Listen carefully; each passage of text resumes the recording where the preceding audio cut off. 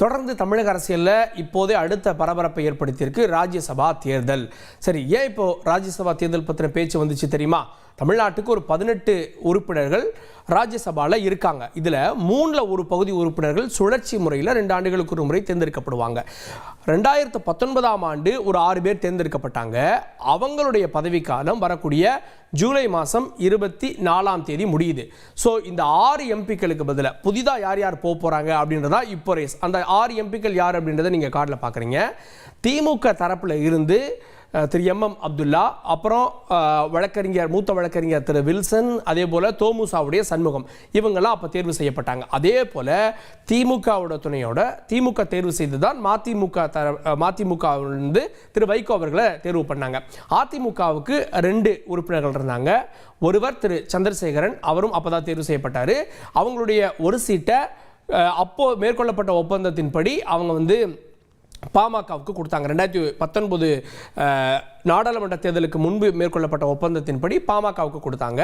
திரு அன்புமணி ராமதாஸ் அவர்கள் ராஜ்யசபா எம்பி ஆனார். இப்போ எல்லாருடைய பதவி காலமும் முடிகிறது. இந்த ஒரு சூழலில் அடுத்து யார் எம்பிக்கள் அப்படின்ட்டு வரப்போ இப்போ இருக்கக்கூடிய அதே சட்டமன்ற உறுப்பினர்களுடைய பொசிஷன் படி திமுக கூட்டணிக்கு 4 உறுப்பினர்கள் கிடப்பாங்க.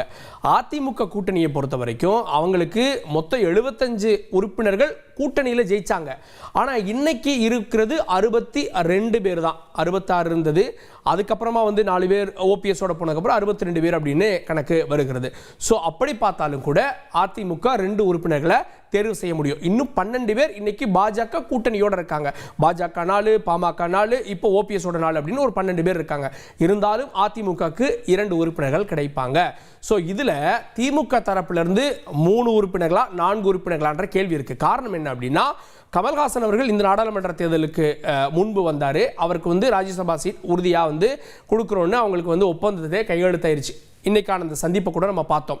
அதே போல வைகோ அவர்களுக்கு பதவி முடியுது. வைகோ அவர்களுக்கு பதவி கிடைக்குமா அப்படின்றப்போ மதிமுக தரப்பிலிருந்து ஒரு வாய்மொழி உத்தரவு ஏற்கனவே கொடுத்தாங்க அப்படின்னு ஒரு தகவலை சொல்றாங்க. ஆனால் அது உறுதிப்படுத்தப்படவில்லை. அதனால கமல்ஹாசன் கன்ஃபார்ம். அதோடு திமுக தரப்பிலிருந்து எத்தனை உறுப்பினர்கள் வரப்போறாங்க, வைகோக்கு மீண்டும் கிடைக்குமா அப்படின்ற கேள்வி அடுத்த சில நாட்கள் தொடரப்போகிறது. அதிமுக தரப்பிலிருந்து அவங்களுக்கு 2 எம்பிக்களுக்கான எம்எல்ஏக்கள் இப்போ இருக்காங்க. ஆனால் தேமுதிக என்ன சொல்றாங்கன்னா, எங்களுக்கும் ஒரு ஒப்பந்தம் போட்டாங்க அப்படின்றாங்க.